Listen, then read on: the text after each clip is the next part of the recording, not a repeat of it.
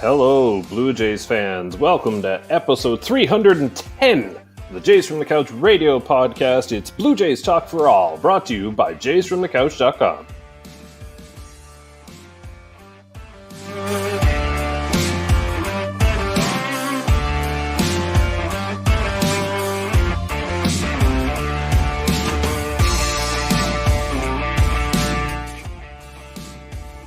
Hello, Blue Jays fans, and welcome back to another week of Blue Jays Talk. I'm your host, as always, Shaun Doyle. You can follow me on Twitter at Doyle JFtC. We've got a great episode for you.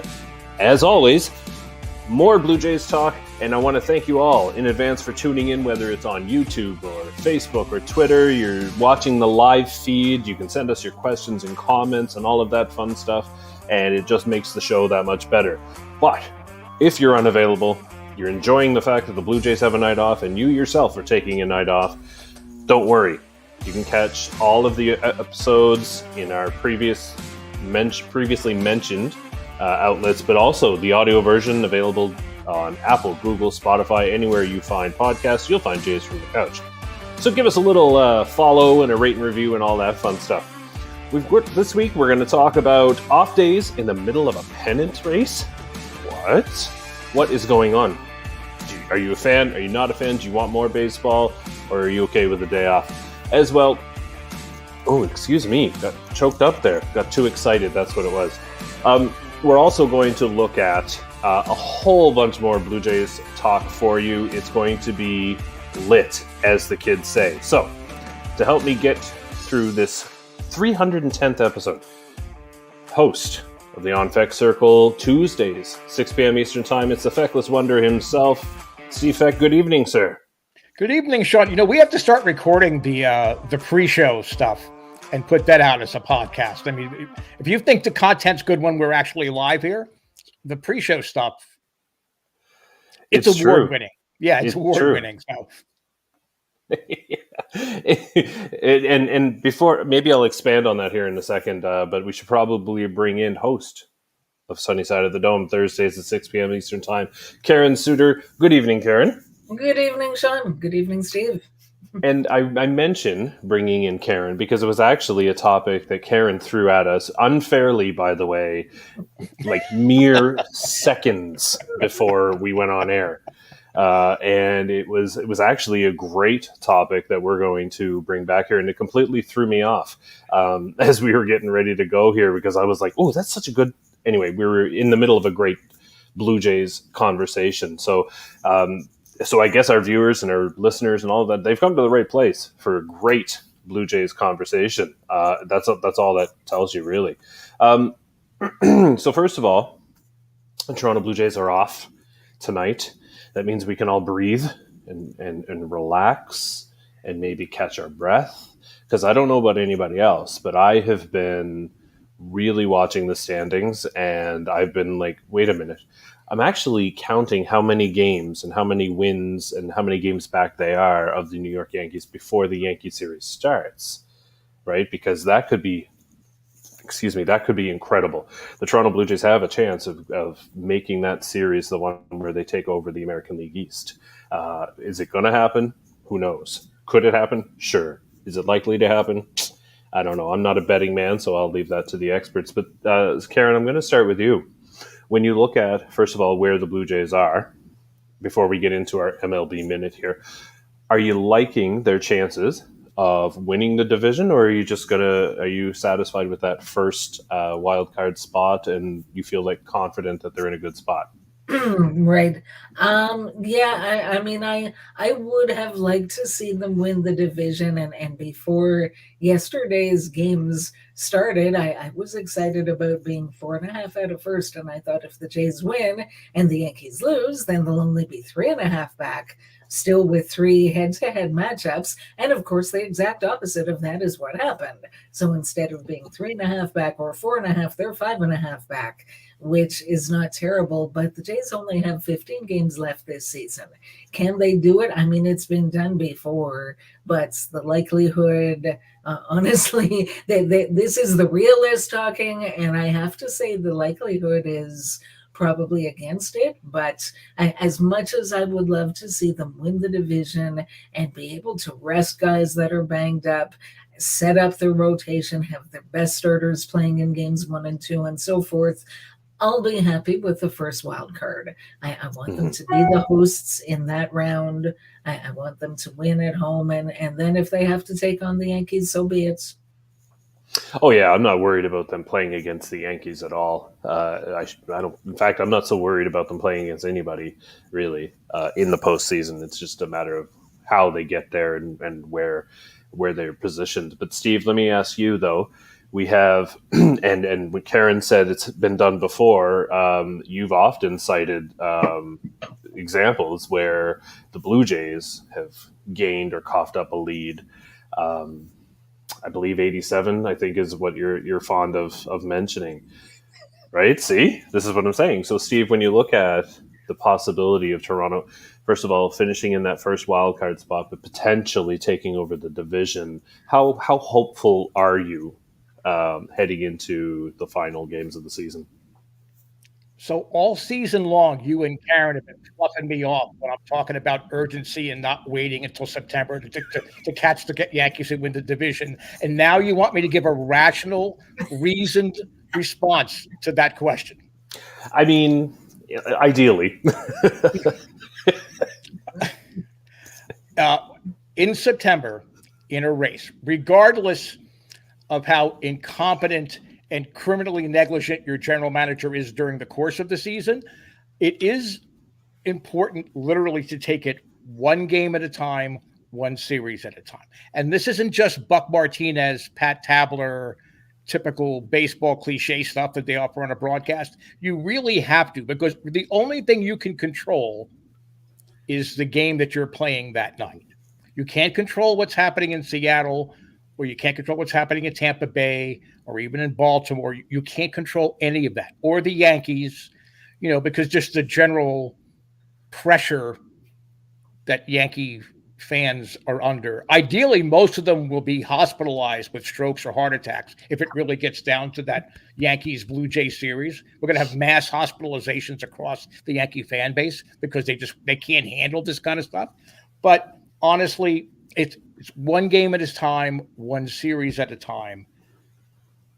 You can't be looking ahead, and that's why in the MLB Minute I'm going to talk about, you can't be looking ahead at what's going to happen next week. You got to keep it on the reservation there. True. Now, it's interesting that you mentioned that earlier in the season and the urgency that you felt, and then others, myself included, said, Steve, there's lots of time. Relax. And now here we are, and I can't relax, Steve. I can't. I'm watching the standings, and I'm scoreboard checking, and I can't relax. So, what you should have done is you should have gone back to the 2021 podcast and just taken clips out of there and put it in there so that I won't lose my mind live. You can just pick and choose the clips that I was saying all season long last year, and everybody went, ha, ha, ha, ha, ha, ha. And were we in the playoffs last year? No, we were not. We're going to be in the playoffs this year, but yep. Baby steps. One day we'll get there to the land where we all agree with Steve. But we got to tread lightly. Anyway, so let's go to our MLB Minute here, since we're talking about being in a pennant race and this idea of, having days off. And so, Karen, I'll start with you, but we each get 1 minute to discuss whether or not having a day off in the middle of a pennant race in the final weeks of the season is ideal. And if it is, for whom is it ideal? As a fan, as a player, so on and so on. I don't want to put words in their mouths here. So, Karen, I will allow you to lead off the George Springer spot. It's his birthday today. It is George Springer's birthday today. Well, there you go. Happy birthday, Mr. Springer. Mr. He's way younger than I am, and I called him Mr. Anyway. All right, anyway. Okay, don't hurt yourself listening to this episode, George. Please, we need you. All right, Karen. Your Your 1 minute begins now. Don't crack a rib blowing out birthday candles. Yeah, as far as games off, myself as a fan, I climb walls without Blue Jays baseball to watch. I mean, it drives me nuts on a personal level, but the most important thing to me is the Blue Jays doing well, getting into the playoffs, succeeding once they're in the playoffs, going as far as they can. And honestly, they're humans, they're not robots, and they need days off here and there to relax, to recharge the batteries, to nurse whatever injuries. And we know that there are injuries. Guys are banged up. Most of them are playing in spite of it. And just having that extra rest and then piggybacking guys. If someone had a day off the day before the day off, 2 days off, and or has tomorrow off, then maybe they can do better while they're in the playoffs. So for that reason, they've got to have their days in. Well done. Well done. All right. The Feckless Wonder has 1 minute to discuss off days in a pennant race. I think for fan sanity, off days are bad because then everybody's getting out pads of paper and they're crunching numbers. And it's, if the Yankees team bus crashes on its way, from, whatever, from the airport to Tropicana Field, and then they couldn't play and have to forfeit. They're coming up with all these scenarios about how the Blue Jays or their team can then sneak to win the division. I think it really boils down to if your team is playing well, as the Blue Jays have done here in September, you do not want the day off. You want to keep the karma, no bad juju. You want good karma going for you.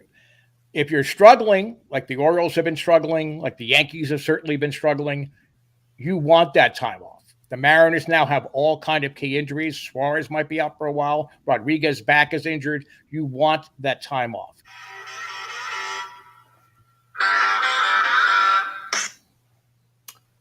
And you kind of stole it, so I'll see if I can get through a minute here without repeating.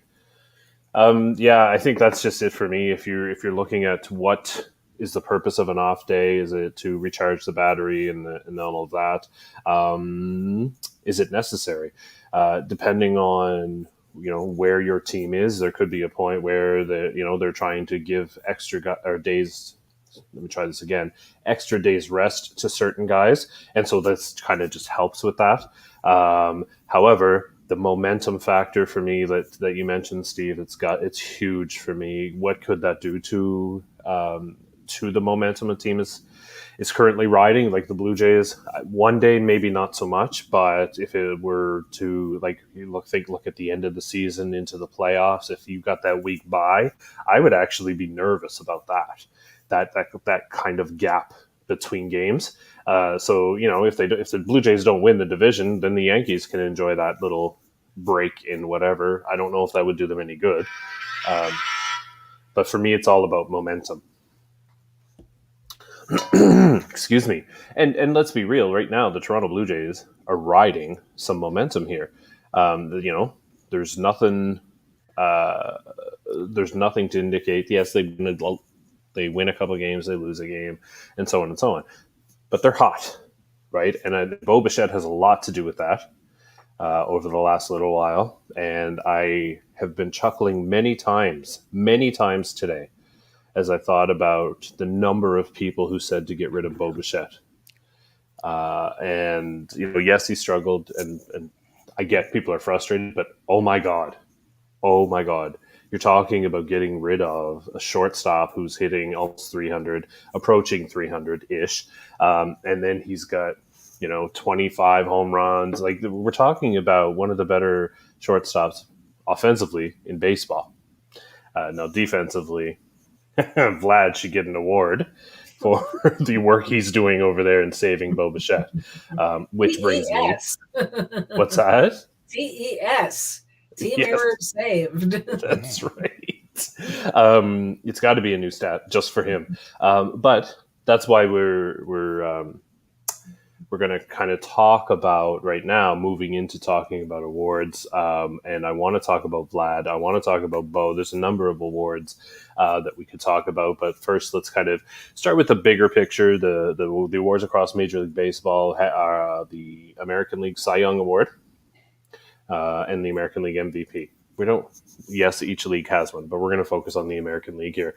And of course, last year, Vladi had an obscene year and missed out on the MVP award, and rightly or wrongly so. I mean, I'm not going to get into that here, but the guy who beat him, Shohei Ohtani, looks to be in the conversation again this year, along with a certain Yankee home run hitter in Aaron Judge, and then.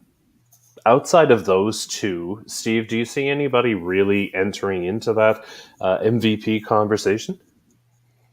Well, no, actually, it's really a one-person race. I mean, it's Aaron Judge's award. He is having a historic year, and that was the talk about Ohtani. He's doing something historic. And I'm not talking about breaking Roger Maris's record or whoever else might have hit home runs. It's about he's putting up a season that you don't see. And we talked in a previous podcast about Paul Goldschmidt winning a Triple Crown.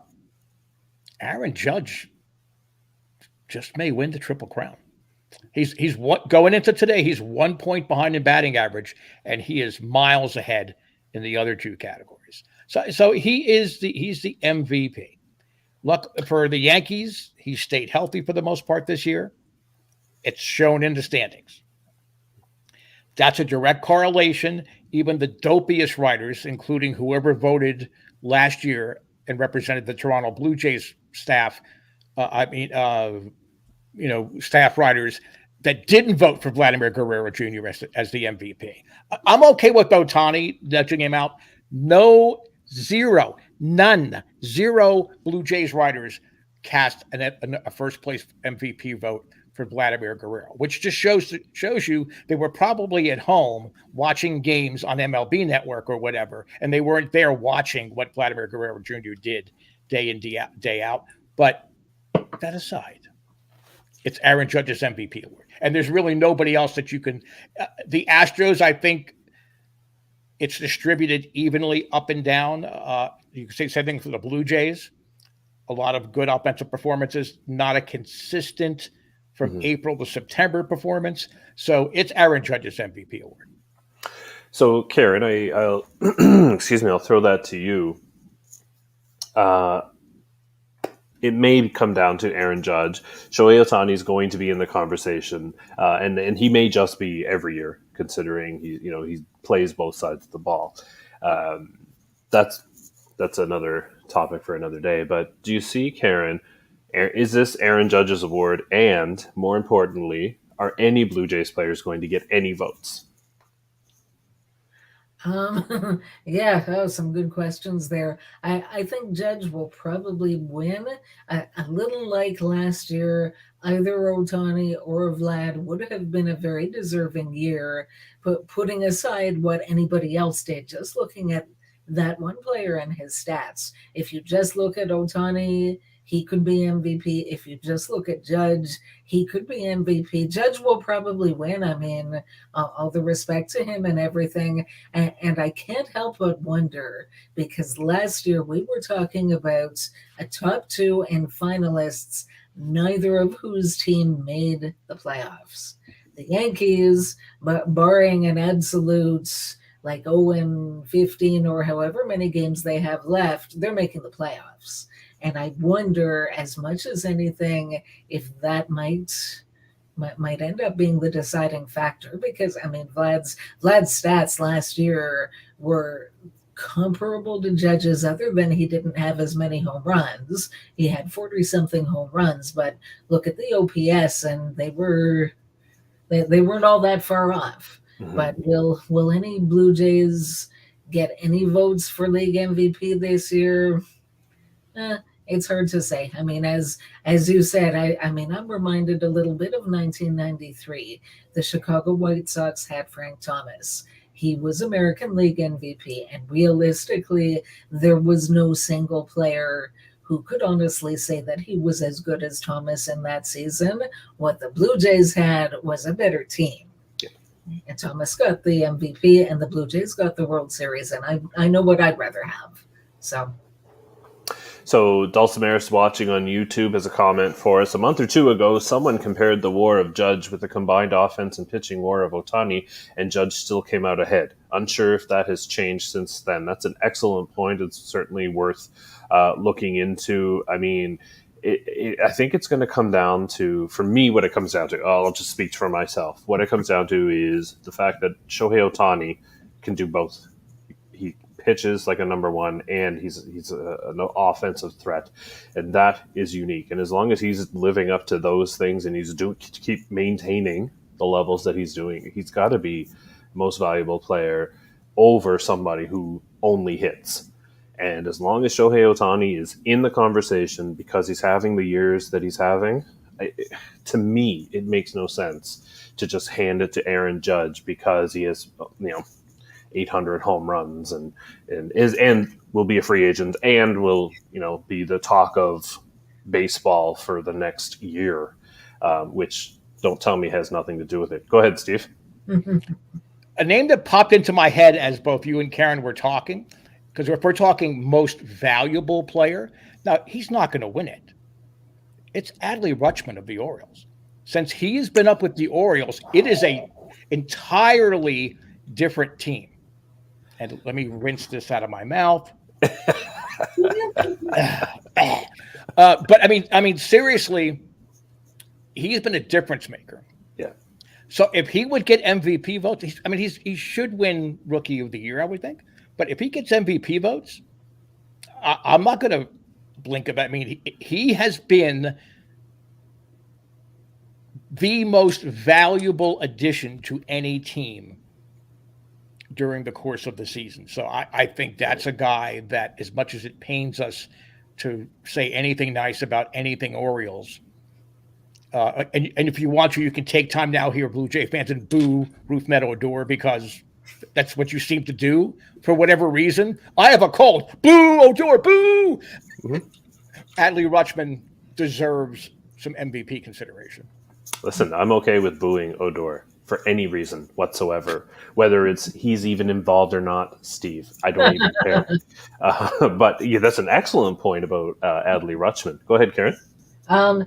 So I'm just looking at Fangraphs WAR in the American League. Number 1, Aaron Judge, 10.4. Yeah. Number 2, Shohei Ohtani, 8.6. You look at it from that standpoint, and it's not really that close.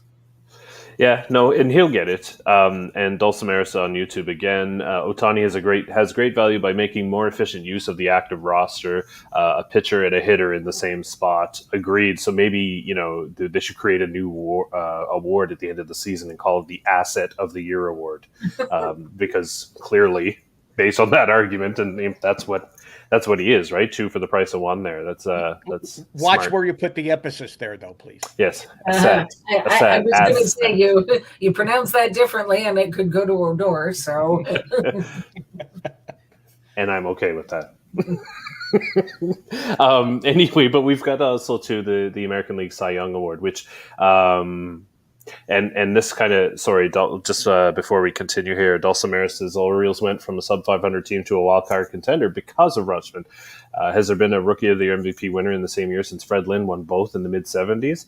I can't think of one. In the National League, Fernando Valenzuela, I think. Or no. That was Rookie of the Year in Cy Young. Pardon me. Right.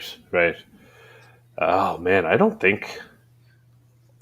You know what? We'll have to look into that because I can't think of any off the top of my head, which is, saying, well, nothing for me and my ability to think off the top of my head. But yeah, because Andrew Jones never won an MVP, correct? I don't think he did. Okay, that would be the only name that would have popped into my head. Yeah, would have been because that's a good Andrew question. Jones, but yeah, it's also embarrassment. Clayton every Kershaw every question. Yeah, no, that was excellent. But I think Clayton Kershaw was a double award winner one year, but I don't think it was Rookie of the Year. I think was he not Cy Young and MVP, or at least in the conversation? Maybe. Yeah. Feel like Verlander might have done both. I'm not sure. Oh, I'd have to look that up. yeah. Yeah, we'll have to look into that because that's an excellent question, and I don't want to ignore it. But we do have to talk about the American League Cy Young Award, where and I wrote today at Jace from the Couch that because I would have over at Fangraphs they put up a list of the I guess the heat, if you will, the list of players who are in contention and why Kevin Gausman is not in contention. However, we'll kind of expand on that a little bit because that's what I did in my post, but we'll wait on that. If you have to choose, Karen, I'll start with you. At this point in the season, if the season were to end today, who would be your American League Cy Young Award winner? Yeah, that's a good question. Just because I don't have the stats in front of me, I saw them posted on Sportsnet the other day, and or yeah, somewhere I saw, and they had pictures of 5 guys, and Alek Manoah was one of them, and they had some key stats, and Manoah's stats were good, but there were at least 1 or 2 guys that were clearly better. So I think, interestingly, I can see 3 different Blue Jay pitchers getting some support for Cy Young: Manoah, Gausman, and maybe even Jordan Romano with what he's done. But no, I agree with you, and that was a very good article as always. That unfortunately the Blue Jays do not have the AL Cy Young winner this year. It might be Verlander again. I'd have to see. To me, the big thing is earned run average. Everybody nowadays is strikeouts and this and that, but I'm sorry that they don't give the winner of the game to the person with the most strikeouts. They give them to the team that outscored the other team, and pitchers contribute to that by allowing as few runs as possible. So, Right. So, Steve, I'll throw it to you here, and I do want to put a pin in Alek Manoah here for a little bit, not literally. No, please don't. Or figuratively. There's no voodoo going on. I just would like to talk about Alek Manoah in a minute, if that's okay. So, Steve, let's talk about the American League Cy Young Award. I have to ask, I'll just ask the question, is it Justin Verlander's to lose? I think that he would be the leader down the stretch. You could say, well, he missed some starts down the stretch, so does that diminish what he's doing? It was a great article, by the way, Shaun. It really was. And everybody that hasn't read it, go to jasonthecouch.com and read it. If you can read and listen to us at the same time, it's really not that hard. So go read it.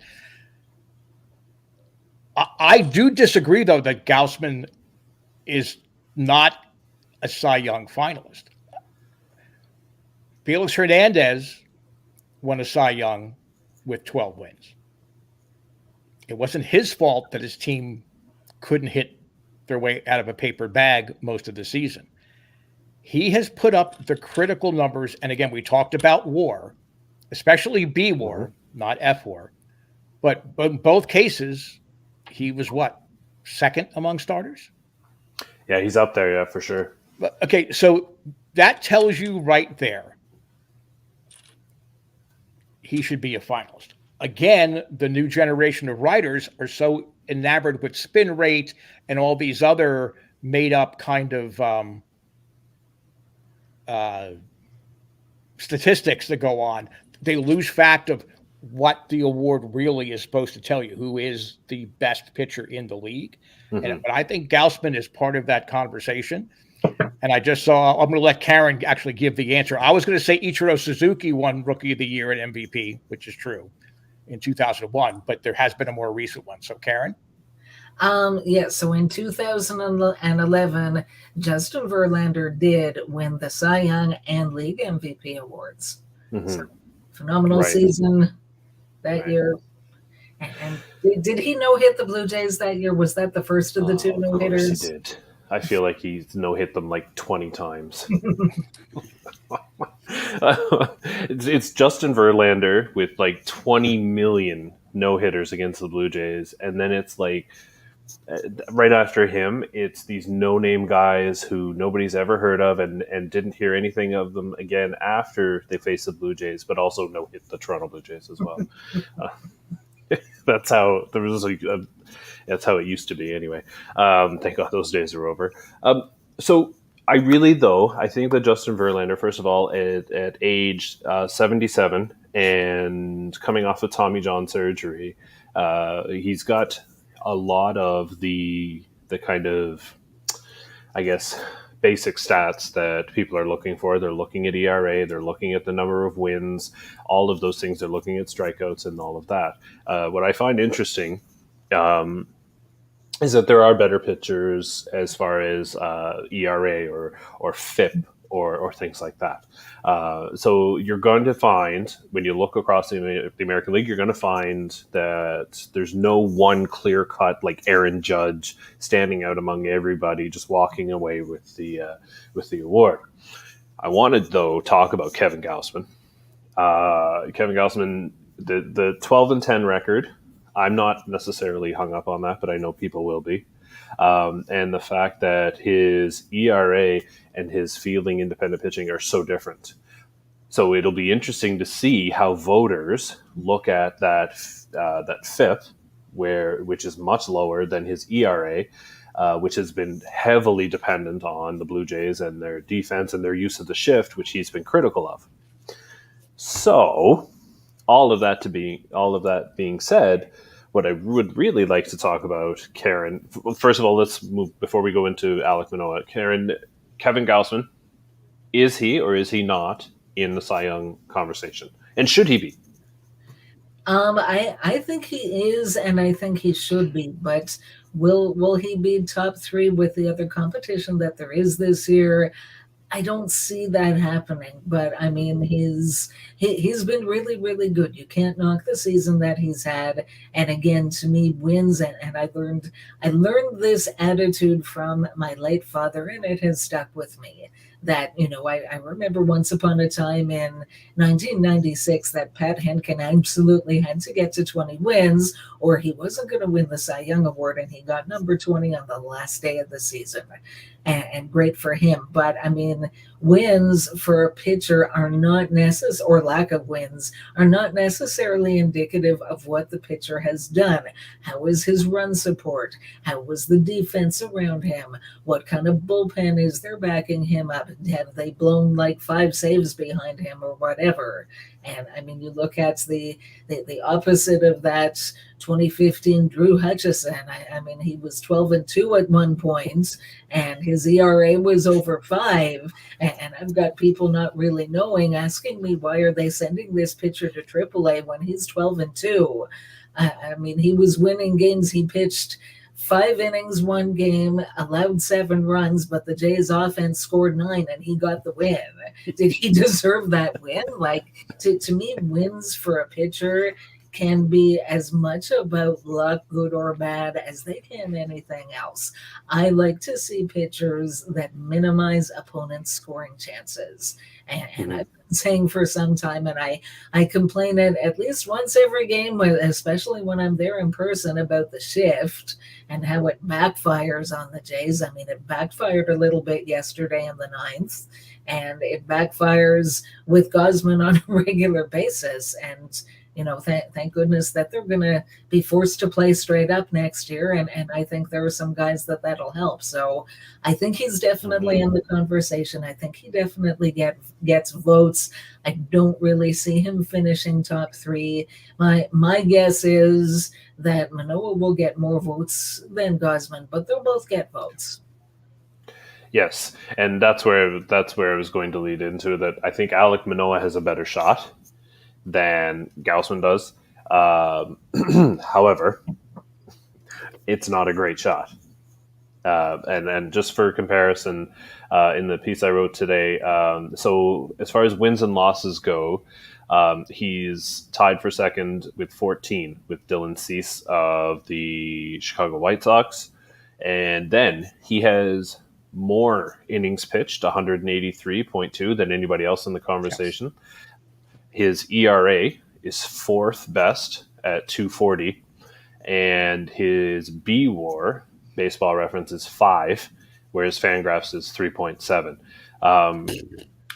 All of that to say, they're good, but I don't think they're good enough. And the reason why is everything else outside of that.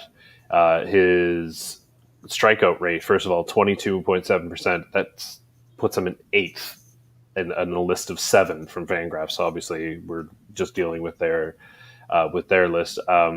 His FIP 3.42 is also 8th. So there are pitchers having partially better seasons. And this is why the American League Cy Young conversation is so interesting to me, is that no matter what, there's no clear-cut winner, and somebody's going to be better than somebody else depending on the metric, right? Now, is that a bad thing? Well, no. Because in all honesty, I would rather the Blue Jays win a pennant and a championship than a Cy Young Award. So we're not going to get too hung up on it. But what I would like to do is move this conversation now into, let's hand out some awards for who has been the Blue Jays award winners, right?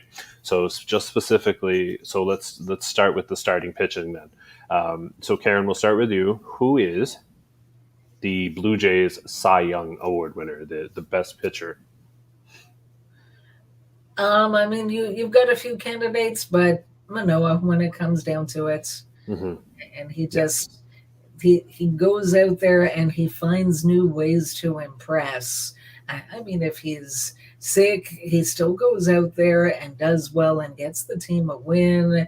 Before that, I mean, the Orioles and the Jays, they had their little dust up, and the Orioles won the game, and there was that shot of him in the dugout just staying there a minute longer looking out at them, and he was already getting ready for the next day. And with stuff going on about hitting pitchers or pitchers hitting batters one way or another, and my thought was, oh my goodness, Manoah and his tendency to hit batters, and he went 8 innings and didn't hit anyone. He impresses so much in so many different ways. Oh yeah, it's much better to dominate them. So Steve, Toronto Blue Jays Cy Young Award winner, because it could be Manoah, Gaussman, it could be Jordan Romano as well, or it could be Ross Stripling, who will get forgotten in this conversation unless we intentionally mention him. So Steve, who is the Toronto Blue Jays Cy Young Award winner? It's Alex Manoah. And you wisely moved the conversation along, because I was going to jump in about FIP and innings pitched. If you lead the league in innings pitched, you are automatically an AL Cy Young Award finalist. I don't care what your record is, because you are taking the ball every 5th day. You're making your starts. You are going deep into ball games. You are keeping your team in ball games. And if you think about it with Alek Manoah, when were the majority of those innings locked? He was going deep into games when very few people outside of Gaussman, and even Gaussman had a stretch there, were going deep into games. Alek Manoah is the staff ace. When you're going into a playoff, is he going to start game 1? Probably not. I think you need to go with Gaussman, because he does keep his emotions a little bit better in check, and in a playoff thing, he would be the Tasmanian devil starting the first game of a playoff, going all around wherever they're going to be starting, blah, blah, blah, blah, blah. So it's better he starts game 2. You have a chance, get some elephant tranquilizer in him between game 1 and 2, and he'll be okay. But it's hands down, Jordan Romano's had a great year. Ross Stripling is going to be in our conversation, I think, if we talk about a team MVP, absolutely. But Alek Manoah is the Blue Jays Cy Young Award winner. Yeah, and as much as I hate to say it, because it kind of dismisses a lot of what every other pitcher has done, in particular somebody like Ross Stripling, but man, there's a reason why Alek Manoah is putting up the numbers he is, and more importantly, there's a reason why I feel a certain way when he steps on the mound versus a lot of other people, right? And that's that feeling. Dulcimeris commenting here, going deep into games helps the team win the next couple of games by giving the bullpen a chance to rest and reset. that is a point that doesn't get enough airtime. That it's not just that one day that the starter has an impact on, right? So thank you very much for that comment. And for anybody else, whether you're listening on live or later on, don't forget that when you watch our live stream, you can add your comments and questions and all of that stuff and tell us how we're right or we're wrong, or throw us a curveball and ask us a question that we can't answer off the top of our heads, just like we have done already. But that's just it, right? Like, what I don't, we're going to take, just to pause here. Like, this is why I enjoy our podcast so much, is because I do not know any more about baseball or the Toronto Blue Jays than anybody watching this show or listening to it later on. And that's why I enjoy the comments and the questions and all of that stuff, because I don't claim to be an expert, and I can't stand listening to podcasts that do. So anyway, that's a little rant. But let's move on to the Toronto Blue Jays' most valuable player, Karen. This could go a number of ways. In realistically speaking, George Springer has been healthy all year, and he's got to be in the conversation because he continues to have at bats that change the outcome of a game, more so than almost anybody. Right. And then, of course, there's, as Steve mentioned, Ross Stripling could be in that conversation. I would argue Matt Chapman should be in the conversation, but I'll save that for when it's my turn. But so, Karen, who would be your Blue Jays MVP? Yeah, I mean, that's the thing about being a fan of a really good team, because they may not have the American League MVP, but they've got so many candidates for team MVP because there's so much talent on this team. There are guys that do so many different things that help the team, and Ross Stripling's definitely in the conversation. I mean, just Matt Chapman being there at third, and the improved defense of the team, and so many of these guys. I mean, Chapman was red hot with the bat for a while. Bo Bichette has been. I mean, Gurriel, before he got hurt, for a while there anywhere, he was close to the league in AL batting average and all of that. But I saw a stat a while ago, and I'm not sure what it is now, the team record with George Springer and the team record when George Springer doesn't play. And when he didn't play, they were not much better than a 500 team. I think that he does things that there are so many intangibles, making great plays when he is in the outfield, getting key hits.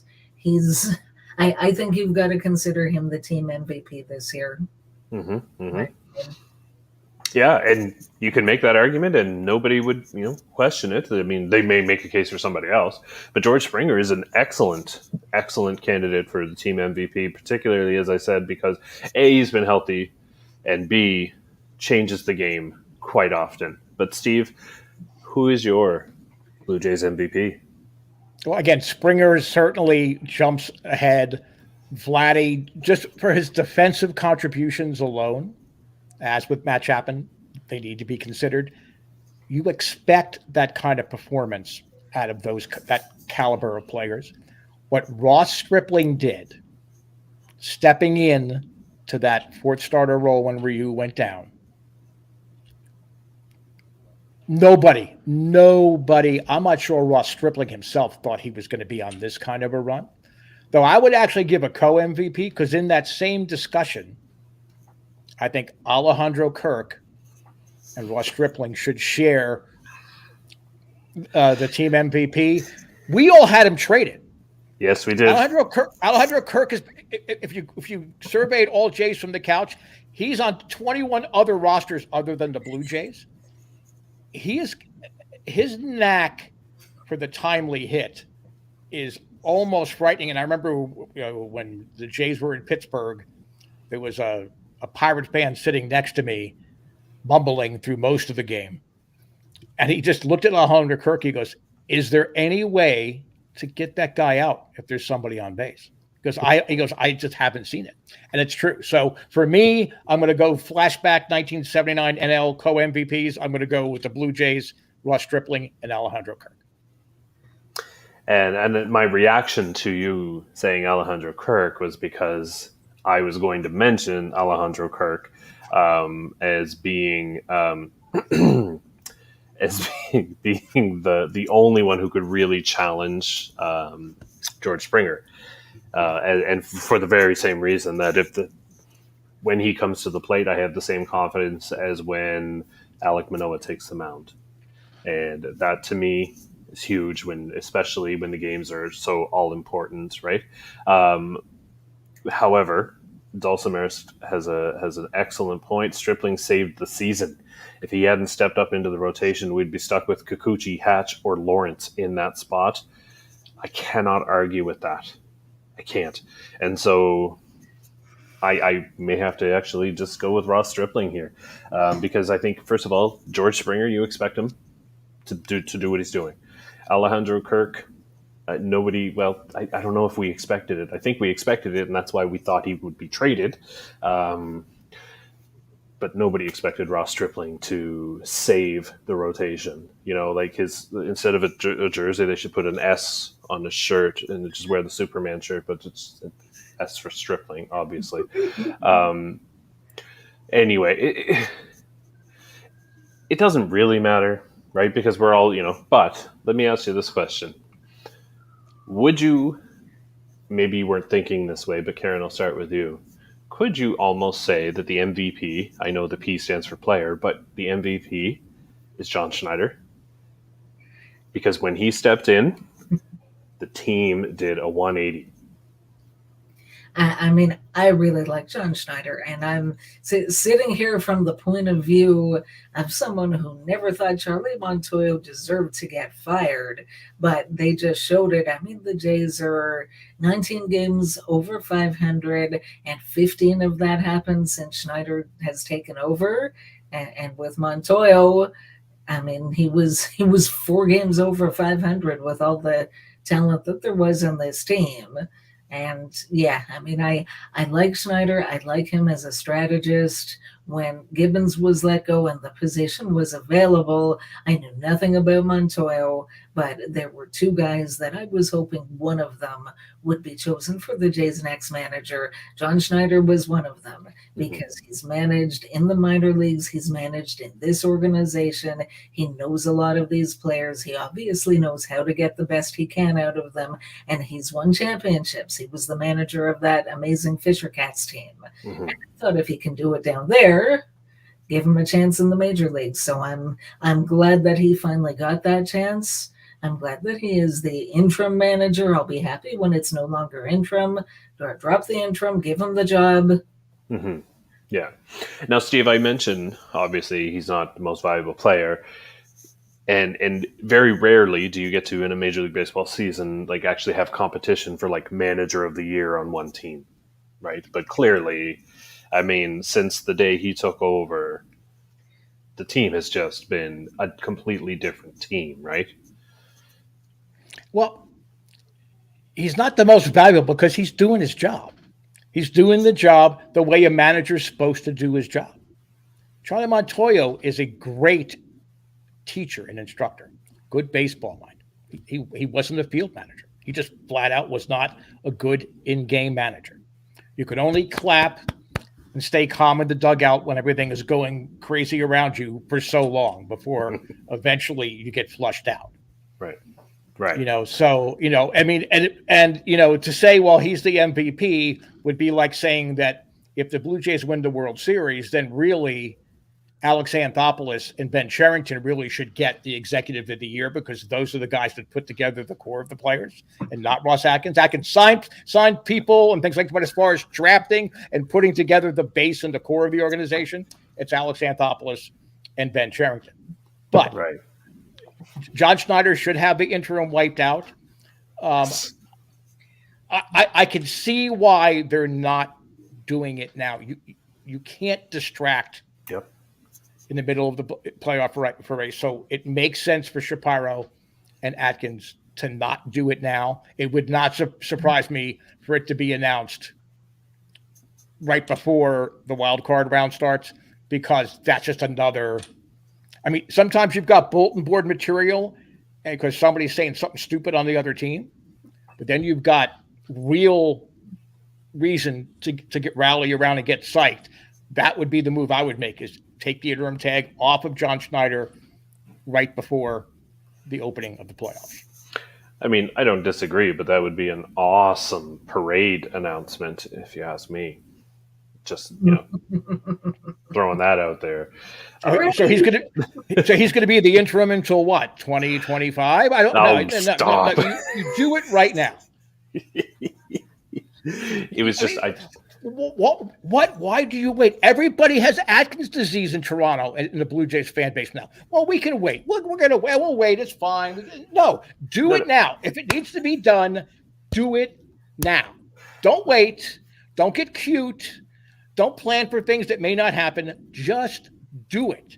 Blue Jay fans, stop waiting. We're done waiting. Something stronger. Okay, I've been around since 1977 watching this team. I've been rooting for it, dedicated since 1979, 1980. I'm done waiting. Okay, I'm done waiting. 92, 93, that's a lifetime ago. And when you're as old as I am, to say a lifetime ago, that's a long time ago. Now, do it now. Now. Just so we're clear, I wasn't suggesting put it off until they win a World Series. I was suggesting that they're going to win the World Series this year. No. That's what I was saying. That's all. Why are you waiting? Why? I don't want to distract from the team. So playoffs. I wouldn't even do it then. Okay. I wouldn't. That's not a reward and a boost and a thing saying we're going to keep this together, guys. Yep. I mean, that's an in locker room, in clubhouse kind of thing. I agree. You don't do it in the middle of the race. You do it when you've achieved your goal of making the postseason. Then you reward the manager that got you there, and say, the job is yours. If they do it that way, I would have no problem with it. How I would do it is I would not do it during the postseason the next 2 weeks, and the postseason push, and I wouldn't do it during the postseason. And very simply, if I were the manager, I would be saying, this is not about me. This is about our team and where we're going. And if anybody in that clubhouse needs extra motivation during the postseason, they shouldn't be in that clubhouse. It's not motivation. It's a reward. You are rewarding the team as an entity. And whether you like it or not, whether it's a president or a premier or a coach in Little League, you reward it right away. You don't wait till the postseason banquet to do it. You do it in the time when you've earned that thing. No, fair enough. And it's just, I wouldn't do it that way. That's all. He deserves it. He deserves the reward. I'm just saying I would keep the focus outside of that. That's all. But Steve, obviously we would manage the team way differently. And we would run the team way differently. So it's okay. It's okay. Either way, he's coming back. Yeah, I know, but it's not. It honest to God, it really is not. I'm sorry. I hate to be the grumpy uncle at the dinner table. We've waited long enough. True. And all the excuses that we've heard the last 2 years about, enough. Now. NOW. Yep. Okay. Either way, he's staying in Toronto. I'm not worried about it. I think it really comes down to what we believe is the impact would be on their postseason push. That's all it is. I think we both agree that he needs to be signed, and he whatever. It's just a matter of the impact. That's all. But that's why this show is so great, is because you don't have to agree. You don't have to have the same opinion. Three of us saying the same thing over and over again would be kind of silly and ridiculous. So I want to thank you both for tuning in, for joining me this week. Man, it's been a long week already. It's only Monday. Anyway, but I do want to thank you both. About another in-game move before we wrap up for today? Yes, thank you, Karen. Thank you. Karen dropped us on a bomb before we went on, and we should bring it out here. So let's have that conversation. So Karen, go ahead before we head out of here. Right. So yesterday, interesting game, unfortunate final results, but John Schneider doing his thing as we've been talking about, making the best moves that he could with the roster that he's got, and he really used the bench. And unfortunate that it's may have backfired. Well, I don't know that it did, but it could have because they had both Bradley Zimmer and Jackie Bradley Jr. in the game defensively when the Jays had a lead. Unfortunately, come the bottom of the ninth, they no longer had that lead. But the Jays rallied and they brought it to within one run. And with two outs, you had George Springer and Vladimir Guerrero Jr. on base. Bo Bichette was the hitter. And I'm sitting there thinking, why don't the Orioles just walk Bo Bichette? Because after Bo Bichette would have been Bradley Zimmer. The only options that the Blue Jays had on their bench at that time to possibly pinch hit for Zimmer were Alejandro Kirk, who has missed I don't know how many games with a sore hip, and very raw rookie Gabriel Moreno. So if you're John Schneider, what do you do? Steve, go ahead. I would let Bradley Zimmer hit. We talked, off air about, every once in a while he just gets a hit that nobody ever really expects. And then Shaun, you had remarked, well, nobody expects him to ever get a hit. So that's very true. But you don't know, in the playoffs, crazy scenarios happen. You get into extra innings and actually the runner on second, or whether they're starting him between third and home now in the playoffs. I don't know whether that's going to be a rule. I don't know what's happening. You may need Bradley Zimmer in a situation like that, in a critical playoff game, to deliver. You show that player, okay, we know you can do it. That's, personally, I think that's what John Schneider would have done. I think he would have stayed away from Marino in case it went to extras. I think you do want to rest Alejandro Kirk because this is the second time this hip has started flaring up. So you want to rest him. But I think that's why I would have gone and let Bradley Zimmer hit, even if the results were the same, where the Blue Jays lost. You are showing that player, okay, you're the 26th man. That's okay. We believe when the game's on the line, you can come through. And I believe that those things are earned, and I don't think that Bradley Zimmer has earned that faith. If you're in a position where you're fighting for a playoff spot, you've got people like Bradley Zimmer are going to have to just accept that there are better hitters than they are. And if Alejandro Kirk is on the bench at any point, I don't care what the situation is, he's my pinch hitter. Simple. It doesn't matter. I am not letting Bradley Zimmer hit. And here's why. It's because the reason why those kind of cult heroes happen, where they come through in these one-off situations, they're so quote-unquote magical, it's because they never friggin' do it. And so it works one time out of 10. I don't want to be one of the 9 where it doesn't work and sit there with Alejandro Kirk on the bench. That's my only... Yeah, that's my only reasoning behind it. Bradley Zimmer is a better hitter than I am, and certainly miles faster than I am. But when it comes down to it, I'm also benching myself. I will put Alejandro Kirk in there, and I would do it on my own ball team too. You know what I mean? Like, our playoffs are next weekend, and if it comes down to it, and there's somebody who's better than me at whatever, you go do that, because winning is more important. And I'm sure Bradley Zimmer would get over it for that reason. But fascinating, because I don't know. I honestly don't know what John Schneider would have done, because he's done a lot of things that are designed to win.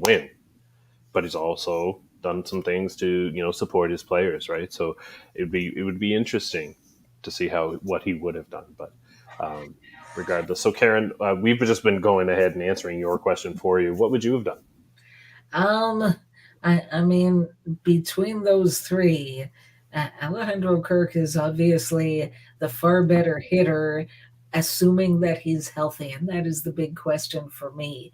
But they'd said for a couple days in a row, me and my blunders there, a couple days in a row, they said that both Kirk and Gurriel Jr. were progressing as far as doing baseball activities.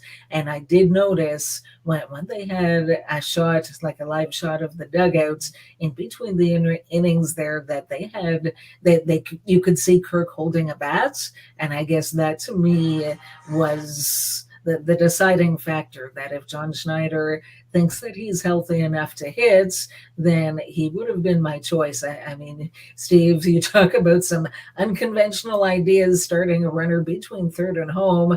I mean, if there were any way to have Kirk hit and Zimmer pinch run for him when he's 1 foot out of the box, I guess that might have been the best scenario.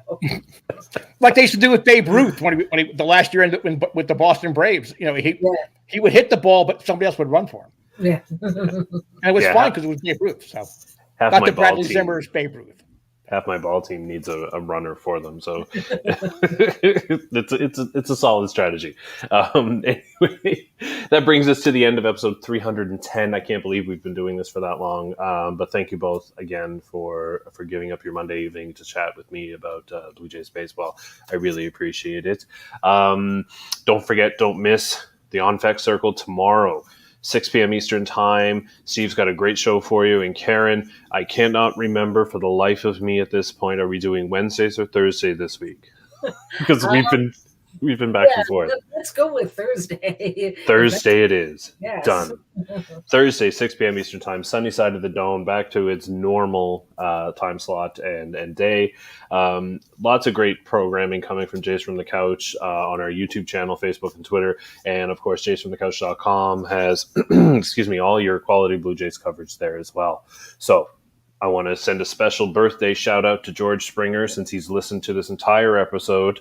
Thank you, George. We really appreciate it. We're so happy you are a Toronto Blue Jay. Saved a couple of home runs for the postseason and all that stuff. But happy birthday to Mr. Springer. So for George, for Steve, for Karen, for everybody at jaysfromthecouch.com, this is Shaun Doyle. You can follow me on Twitter at JFtC. Uh-oh. Steve's gesturing to me here. He's giving me the sign. He wants me to steal home. All right, well, then I better get going. Anyway, so I better catch a cab, call an Uber or something. Oh, my goodness. Anyway, so for all of us, this is Shaun Doyle, hoping life gives you a juicy fastball down.